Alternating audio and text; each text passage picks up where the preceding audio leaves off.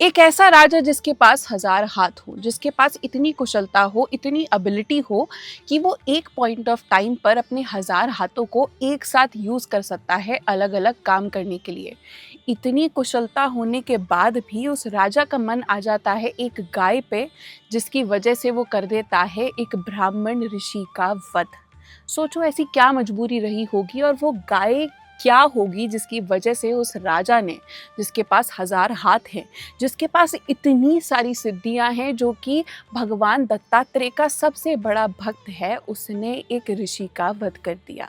तो आज के एपिसोड में हम जानेंगे कि कौन था ये राजा, किसने इस राजा का वध किया और ये पूरी कथा जो है वो किस चीज का प्रतीक है, इसके पीछे का दार्शनिक अर्थ क्या है और हम इससे क्या सीख सकते हैं।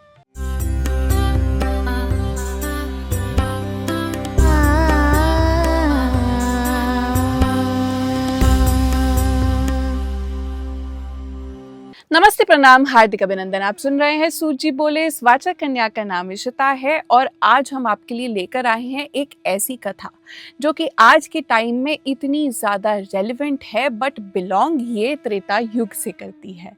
ये है भगवान परशुराम की कथा और कैसे भगवान परशुराम के पिता का वध कर दिया था कार्तवीर अर्जुन ने। अब कार्तवीर अर्जुन जो है वो माना जाता है भगवान विष्णु के सुदर्शन चक्र का अवतार। ऐसा कहते हैं कि सुदर्शन चक्र को एक बार बहुत ज्यादा घमंड और अहंकार हो गया था कि भगवान विष्णु के साथ वो विहार करता है। तब माता लक्ष्मी ने या फिर विष्णु भगवान ने उस सुदर्शन चक्र को ये श्राप दिया था कि तुम असुर योनि में पैदा होगे, क्योंकि तुम्हारे अंदर उसी प्रकार का अहंकार आ गया है। तब जाकर वो हजार ब्लेड्स वाला जो सुदर्शन चक्र था वो बनकर आया था सहस्त्र बाहु कार्तवीर अर्जुन। सहस्त्र बाहु इसीलिए क्योंकि वो हजार ब्लेड्स उस कार्तवीर अर्जुन के हजार हाथ थे। और कार्तवीर अर्जुन इतना ज्यादा शक्तिशाली था, उसने अपनी शक्ति से भगवान दत्तात्रेय तक को प्रसन्न किया था और बहुत सारे वरदान लिए थे। और उसकी शक्ति का एक छोटा सा एग्जाम्पल ये है कि जब भी हम कथाओं में, पुराणों में बल की बात करते हैं, एक ऐसा असुर जो कि बहुत ज्यादा बलशाली था, तो रावण का नाम आता है, क्योंकि उसके 10 सर थे और वो एक्चुअल में बहुत बलवान था। बट कार्तवीर अर्जुन ने एक बार रावण को ही अपने पास दबा लिया था, दबोच लिया था और उसको बंदी बना लिया था। रावण के खुद के दादा को आना पड़ा था रावण को छुड़ाने के लिए कार्तवीर अर्जुन की कैद से। इतना बलशाली था कार्तवीर अर्जुन। कार्तवीर अर्जुन ने भगवान दत्तात्रेय से ये वरदान मांगा था कि अगर मेरी मृत्यु हो तो वो एक बहुत ही निपुण, एक बहुत ही कुशल योद्धा के हाथों होनी चाहिए। और उसके साथ उसने बहुत सारी सिद्धियां मांगी थी। उसकी सबसे बड़ी सिद्धि तो यही थी कि अगर उसके पास हजार हाथ थे तो उसके हजार हाथ एक पॉइंट ऑफ टाइम पर अलग अलग कार्य कर सकते थे। तो उसके हाथों के साथ साथ उसका मन भी इतना तीव्र था कि वो इतनी सारी कर्मेंद्रियों को एक ही टाइम पे यूज कर सकता था अलग अलग कार्य करने के लिए, और उतनी ही कुशलता के साथ। तो ये बात तब की है जब कार्तवीर अर्जुन राजा बन गया। वो गया अपनी प्रजा से मिलने के लिए। प्रजा से मिलते मिलते वो एक आश्रम में गया जहाँ पर ऋषि जमदग्नि रहा करते थे। ऋषि जमदग्नि को देखकर राजा इतना ज्यादा प्रसन्न हुआ कि वाह, आज एक ब्राह्मण के पास आया हूँ, कुछ ना कुछ ज्ञान तो मिलेगा ही मिलेगा। कार्तवीर अर्जुन वहां पे जाकर बैठता है और ऋषि जमदग्नि हर दूसरे व्यक्ति की तरह अगर राजा घर में आए हैं तो उनका सत्कार करते हैं। वैसे ही सत्कार करते समय ऋषि जमदग्नि के साथ दिखती है कार्तवीर अर्जुन को ऋषि जमदग्नि की गाय सुरभि। अब ये कोई नॉर्मल गाय नहीं थी, ये थी कामधेनु। वो कामधेनु जो इच्छा अनुसार कुछ भी प्रकट कर सकती थी और ऋषियों के लिए तो एक बहुत बड़ा वरदान थी, क्योंकि ऋषि मुनि जो थे वो बहुत ज्यादा यज्ञ किया करते थे। तो कामधेनु यज्ञ का अनंत सामग्री सामान प्रकट कर सकती थी। तो जैसे ही कार्तवीर अर्जुन कामधेनु को देखता है वो अंदर से इतना विचलित हो जाता है कि उसको भी वो गाय चाहिए थी। सोचो, एक राजा जिसके पास खुद के पास हजार हाथ हैं, वो कुछ भी कर सकता है, इतना बलशाली है, पर एक गाय के पीछे मोहित हो जाता है। अब वो ऋषि जमदग्नि से उस गाय को जबरदस्ती लेना चाहता था, बट ऋषि जमदग्नि उस गाय के रक्षक थे।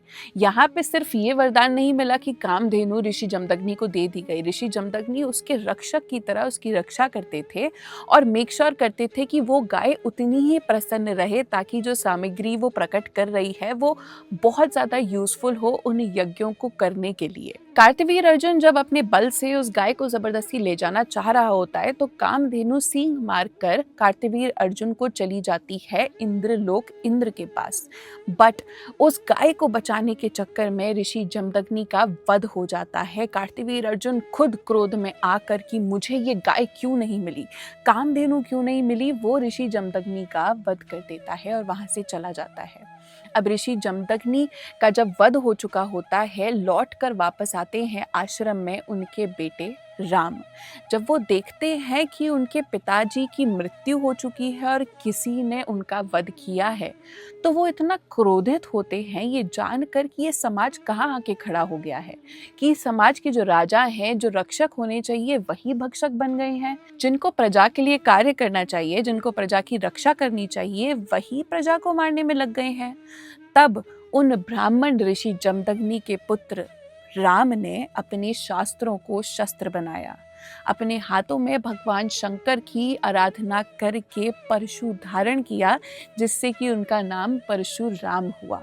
और तब भगवान परशुराम जाते हैं और एक नहीं उन सभी राजाओं का मर्दन करते हैं जो कि भक्षक बन चुके थे रक्षक से। अब ये कथा सुनकर कभी कभार हमें लगता है कि भगवान परशुराम ने ये सब सिर्फ और सिर्फ अपने पिताजी की मृत्यु के रिवेंज के लिए किया, प्रतिशोध के लिए किया। बट एक्चुअल में ये कथा इतनी बड़ी चीज को रिप्रेजेंट करती है कि जब हम अपने भोग को बहुत ज्यादा बढ़ा लेते हैं, अपने अंदर की भूख को, भोग की भूख को इतना बढ़ा लेते हैं कि हम अपनी कर्मेंद्रियों को मल्टीप्लिकेट करने लगते हैं ताकि हम उस भोग को और कंज्यूम करने लगें, जो कि रिप्रेजेंट करते थे कार्तवीर अर्जुन के 1000 हाथ।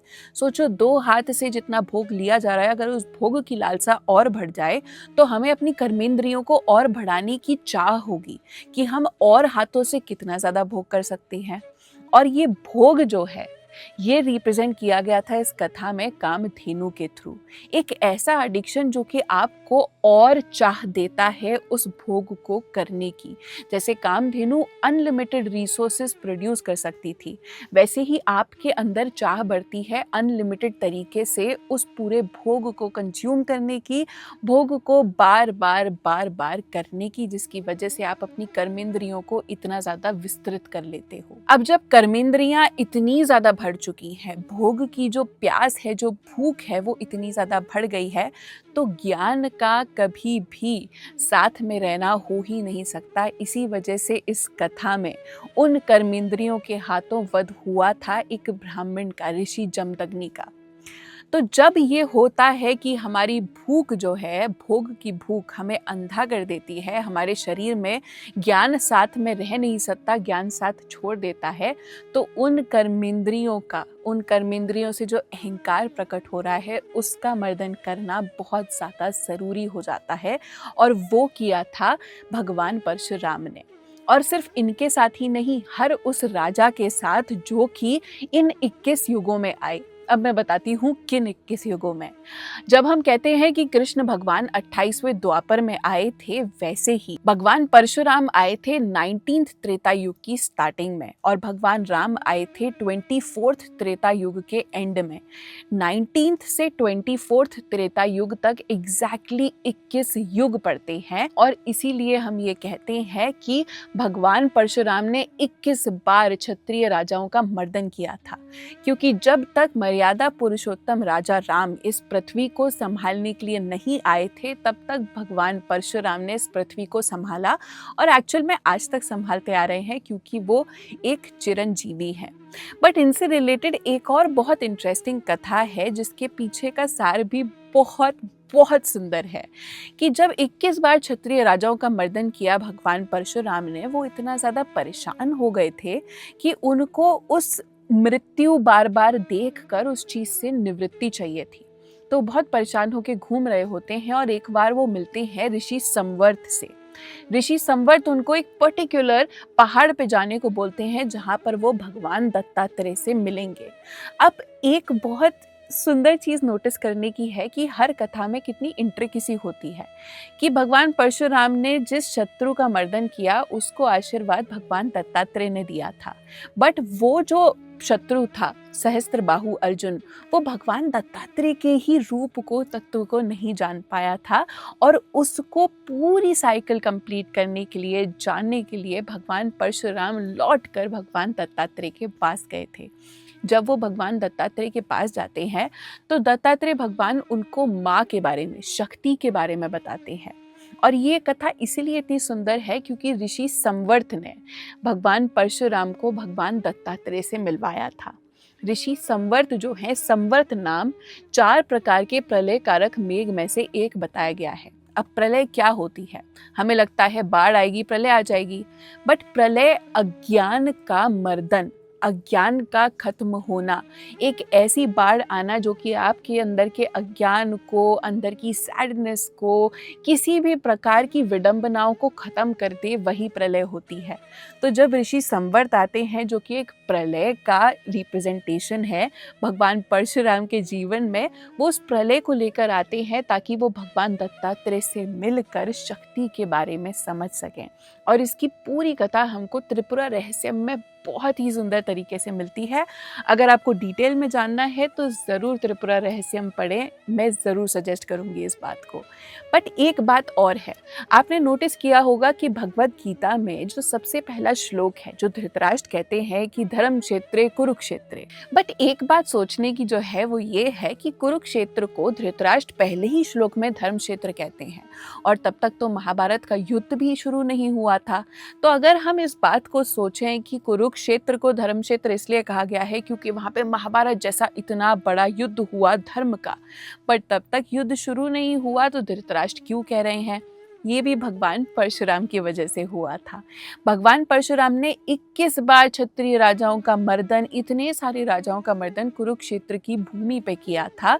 इतना ज़्यादा मर्दन हो चुका था, जब मैं आपको कह रही हूँ कि ऋषि संवर्त आकर प्रलय की तरह उस सौरों को उनके अंदर से निकालते हैं, तो उन्होंने इतना ज़्यादा मर्दन कर दिया था कि वहाँ पर 5 सरोवर बहने लगे थे खून से भरे हुए।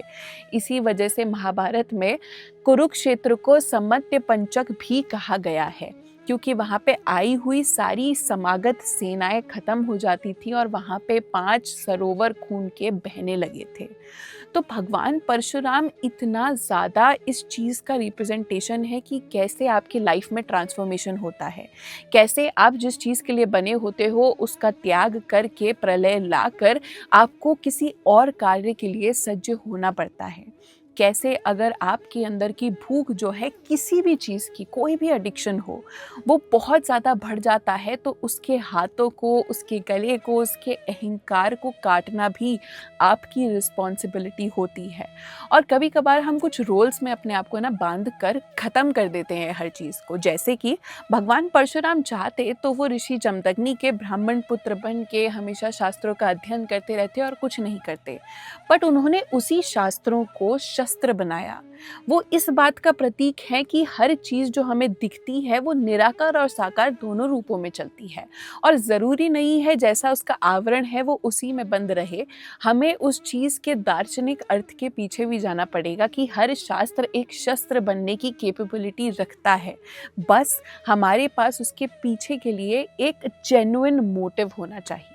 समझे? आज के लिए बस इतना ही, बट ऐसी और कथाएं जानने के लिए प्लीज़ हमारे चैनल को सब्सक्राइब करें, फॉलो करें, दूसरों के साथ शेयर करें और अगर आपको और कोई भी कथा जाननी हो तो कमेंट ज़रूर करें। आज के लिए बस इतना ही। मे द शक्ति बी विद यू।